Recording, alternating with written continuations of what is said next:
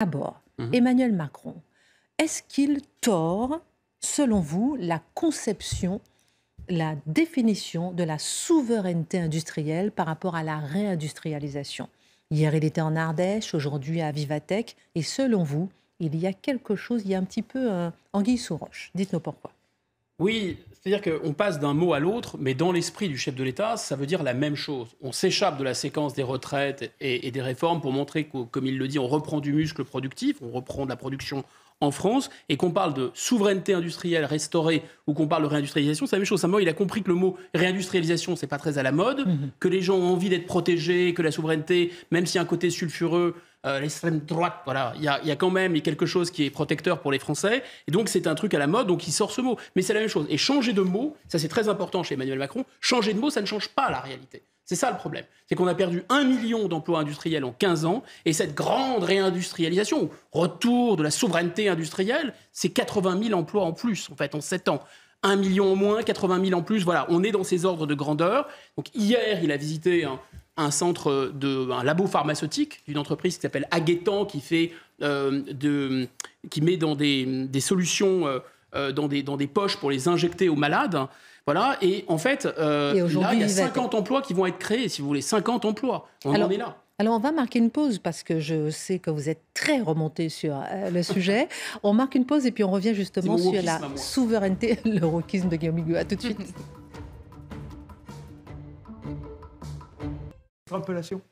Marc Menon, on a changé de sujet. Ah oui, mais moi aussi, ça suffit. Non, parce que pendant la pub, c'était... On parle de la destruction de notre économie, pas de 3 maboules qui se roulent dans les artichauts. Oh. Subventionné. Voilà, subventionné par des gens élus par 20% du corps électoral. Guillaume Bigot, vous êtes totalement remonté par rapport à cet itinéraire ou cette itinérance d'Emmanuel Macron avec comme définition, comme quête de la souveraineté industrielle. Est-ce que cette volonté de promouvoir une restauration de notre souveraineté industrielle n'est pas liée à ce concept défendu par le chef de l'État de souveraineté européenne? Est-ce que ce concept vous choque? Est-ce que c'est un leurre? Si, déjà, si on prend juste 2 secteurs, le médicament d'un côté, la tech par exemple, et l'intelligence artificielle de l'autre, on peut très facilement montrer qu'il s'agit de la montagne qui accouche d'une souris. On nous explique que c'est le retour, voilà. Et en fait, qu'est-ce qui se passe? On va plus dépendre des médicaments chinois, 80% de médicaments chinois? Non. On a recensé 450 médicaments, et sur les 450, il n'y en a que 25 qu'on a l'intention, peut-être dans quelques années, de reproduire chez nous. Donc on est très très loin. 160 millions injectés dans le secteur du médicament, on a l'impression que c'est énorme. 160 millions, 1 milliard pour l'aide médicale d'État. Passons à la tech, c'est la même chose. Vivatech, c'est extraordinaire, la French Tech, etc. On va voir ce qu'on va voir. Ah oui, on va voir ce qu'on va voir. L'intelligence artificielle sur 10 ans. Les États-Unis, 250 milliards sur la table. La Chine, 100 milliards sur la table. La Grande-Bretagne, 18 milliards. Israël, 10 milliards. La France, 6,6 milliards. C'est une énorme blague. Et donc on dit, si on n'a pas l'Europe avec nous, ça ne marchera pas. Mais Israël, ils sont combien exactement? Ah, ils sont un petit peu moins de 400 millions, d'accord. Non, mais tout ça est totalement grotesque. Donc, la montagne accouche d'une souris, et il y a un effet de déconstruction, c'est-à-dire qu'on détruit notre tissu économique. Alors, effectivement, la souveraineté industrielle, en quoi c'est lié à la souveraineté européenne? D'abord, ce concept de souveraineté européenne. C'est un trompe-l'œil. Pourquoi c'est un trompe-l'œil? Il n'y a aucune souveraineté européenne, il faut le dire et le redire. L'Union européenne, c'est une organisation internationale. La souveraineté, c'est un État. Un État qui est seul maître à bord, il n'a pas d'autorité au-dessus. L'Union européenne, c'est une organisation internationale qui dépend de la délégation de souveraineté des États. L'Union européenne, je rappelle, n'a pas d'armée, n'a pas de police et n'a pas d'État. Donc c'est très clair, c'est une escroquerie ce terme. Deuxièmement, c'est ce qu'on appelle en droit une forfaiture. Pourquoi c'est une forfaiture? Le président de la République, c'est très grave.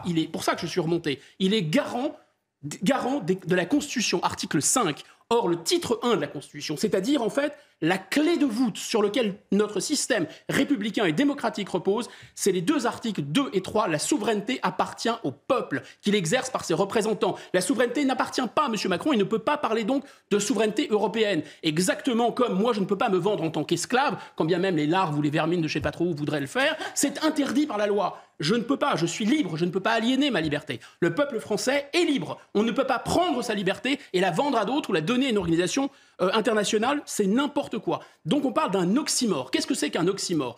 C'est exactement comme de l'eau sèche ou du feu mouillé ou je sais pas, la cigarette qui dégage les bronches. Voilà, c'est ça la souveraineté européenne, c'est la cigarette qui dégage les bronches. Vous voulez aller mieux, vous voulez mieux respirer, Prenez des cigarettes et fumez. C'est exactement ça la souveraineté européenne. Parce que qu'est-ce qui réduit et attaque et érode la souveraineté, sinon précisément ces délégations permanentes de souveraineté à l'Union européenne. Et évidemment que c'est un attrape-nigo. L'idée, c'est de sacrifier la souveraineté française, d'en avoir moins, parce qu'en échange, on aurait la souveraineté européenne. Mais qu'est-ce que c'est la souveraineté européenne au plan militaire ? L'armée des États-Unis, l'OTAN. Qu'est-ce que c'est la souveraineté européenne en matière de technologie ? Ça s'appelle les GAFAM, ou éventuellement les grands géants de la tech chinois. Qu'est-ce que c'est que la souveraineté européenne en matière de biens industriels et de consommation ? Ça s'appelle la production Made in China. Qu'est-ce que c'est que la souveraineté européenne en matière d'immigration ? Eh bien, ça s'appelle ce que les immigrés décident dans les pays du Sud. Voilà. Il n'y a pas de souveraineté européenne, c'est un attrape-nigo. Il faut que les gens se réveillent. Est-ce que vous n'êtes pas un peu vieux jeu ? Je termine. Oui, bon, je suis en forme ce soir. Je vais me rouler avec les artichauts. Je n'ai pas fini ma question. Comme ça, je serai à la mode. Est-ce que vous n'êtes pas un peu vieux jeu, accroché à une notion un peu dépassée de la souveraineté nationale ? La Chine pèse 1 milliard, l'Inde aussi, et l'Union européenne, plus de 460 millions. L'Europe n'était pas la bonne échelle et la bonne solution pour bâtir une puissance économique susceptible de rivaliser avec la Chine, avec l'Inde, avec les États-Unis. C'est comme ça que cette déconstruction de notre puissance s'opère. C'est parce que sur le papier, c'est une bonne idée. Sur le papier, on est plus fort unis que seul, on est plus fort, plus nombreux que seul, évidemment. Mais il y a 3 raisons très simples pour lesquelles ça ne peut pas fonctionner. La première raison, c'est que seule la France croit à cette idée de souveraineté européenne. Exactement comme le couple franco-allemand, les Allemands n'en avaient jamais parlé, je mets au défi M. Macron de trouver un seul chef d'État européen dans toute l'histoire de l'Union européenne qui parle de souveraineté européenne. Ce n'est qu'une billevesée, ce n'est qu'un délire français. L'idée qu'on veut retrouver la puissance grâce à l'Europe, ce que le général de Gaulle appelait le levier d'Archimède. Nous sommes les seuls à y croire. Les seuls. Les autres pays, j'insiste, sont rentrés dans l'Union européenne précisément parce qu'ils ont renoncé à la puissance. La puissance, qu'est-ce que c'est dans le monde d'aujourd'hui ? C'est évidemment militaire, c'est l'arme nucléaire, c'est un siège au Conseil de sécurité, c'est peser sur les affaires du monde. Quels sont les pays européens qui pèsent ? La Grande-Bretagne, elle n'est pas dans l'Union européenne. La Russie, elle n'est pas dans l'Union européenne. Et la France, elle est dans l'Union européenne parce qu'elle veut être la grenouille qui se fait plus grosse que le bœuf grâce à l'Union européenne. Mais nous sommes seuls à le vouloir. Deuxièmement, j'insiste, l'Union européenne, c'est le renoncement. Dans l'ADN de l'Union européenne, c'est le renoncement à l'idée de puissance. C'est le renoncement à l'idée de souveraineté. C'est le renoncement à l'idée de frontières. C'est le renoncement à l'idée de guerre, d'armée, de puissance. Védrine a tout dit. Il a dit, qu'est-ce que c'est que l'Union européenne ? C'est un club d'herbivores qui veulent se mettre ensemble pour se protéger des carnivores. Eh bien là, il y a un carnivore qui protège les herbivores, ça s'appelle les États-Unis d'Amérique. Ça se voit comme le nez au milieu du visage avec la crise ukrainienne. Effectivement, les Allemands achetaient du gaz, comme vous le savez, pas très cher à la Russie et étaient tout de même protégés par les États-Unis. Et dès que les États-Unis leur ont dit cessez d'acheter, ils ont cessé d'acheter instantanément. Cette souveraineté européenne, on est au cœur du système en même temps du président de la République. En même temps, pourquoi c'est une escroquerie ? Parce qu'en même temps, c'est pas souveraineté française plus souveraineté européenne.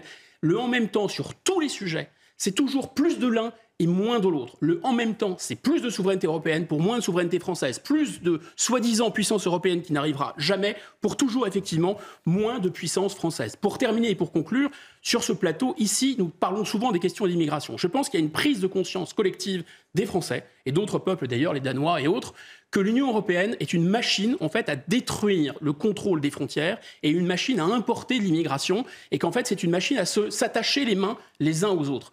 Nous n'avons pas encore compris que c'est la même chose en matière d'industrie. L'Europe interdit de protéger nos industries technologiques de haut vol. L'Europe nous empêche de financer avec notre argent. Vous vous rendez compte, on donne 13 milliards d'euros chaque année à l'Union européenne en contribution nette. Imaginez seulement qu'on mette 5 milliards dans la tech et dans l'intelligence artificielle, mais on ferait revenir les 300 000 codeurs et je pense qu'assez rapidement, on pourrait doubler les États-Unis. Mais ça, on ne le veut pas puisqu'on veut se suicider exactement comme les wokistes se suicident.